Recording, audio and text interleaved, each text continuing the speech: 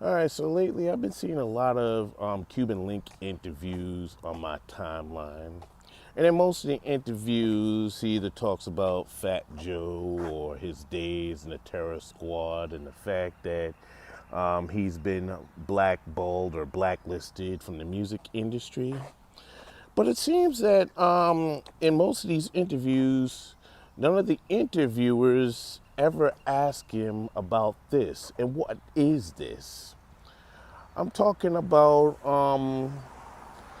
Cuban Link's potential acting career and screenwriting. Yes, at one point or another, Cuban Link was said to be attached to the Scarface sequel entitled Son of Tony, which was going to explore the continuation of the Scarface story, but it was going to focus on Tony Montana's son. Now I know what you're saying.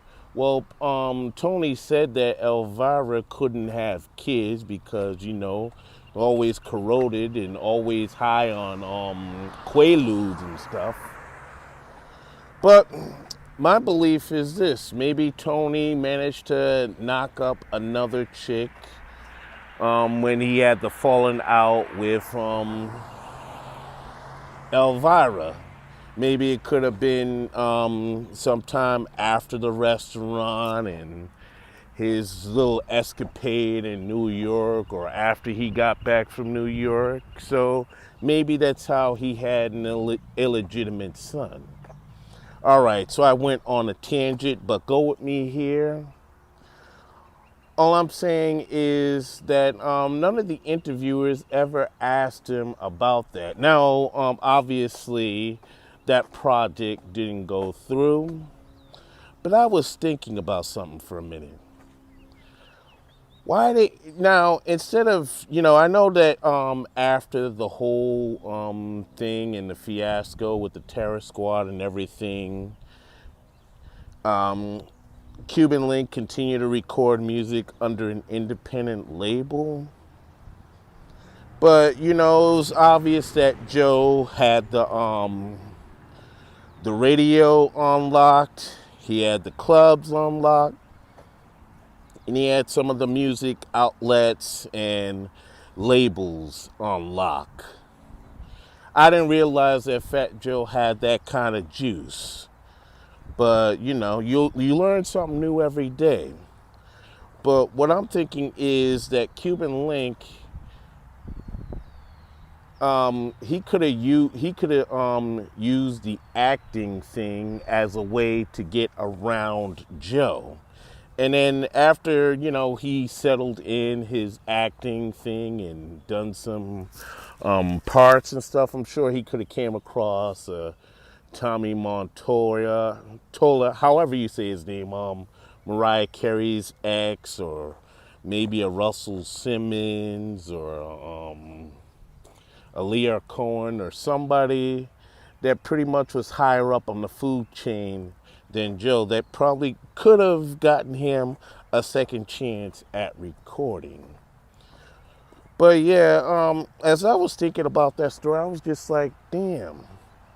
Cuban Link had a way he could have got around Joe this whole time. He could have used the acting thing, and and it was to my understanding that they're kind of building Cuban Link as the playboy and ladies' man of the terror squad and whatnot. So it would have made sense for him to use those looks to parlay a career in either acting or modeling. I'm kind of surprised he didn't try to tap into the Latin market more, or he could have gotten an agent or something and gotten some parts, because Joe's clout only extended to the music industry. It didn't extend to the movies and TV. So that would have been his way around the whole situation. So I'm surprised whoever was managing and dealing with Cuban at the time, they didn't bring that to his attention, because I think And Cuban, he has a very vibrant personality and whatnot. He's very charismatic. I'm surprised he didn't, decide to pursue a career in acting, because I think he would have been very good at it, whether it been TV or whether it been films. He would have been good. He would have been good at it and everything. I mean, I could have definitely seen him do comedies as well as dramas and whatnot. So, but yeah, I mean, watching all these interviews, no one really ever asked him that. All they talk about is the same old subjects: Terror Squad, his falling out with Joe, his relationship with Cuban. I mean, his relationship with Big Pun. Um, why him and Tony Sunshine don't get along. All this other stuff, but no one ever asked him about Son of Tony, the potential sequel to Scarface. So yeah, those are just some thoughts in my head. So audience, tell me what you think. Let me know in the comment box. This is Iron Will Media.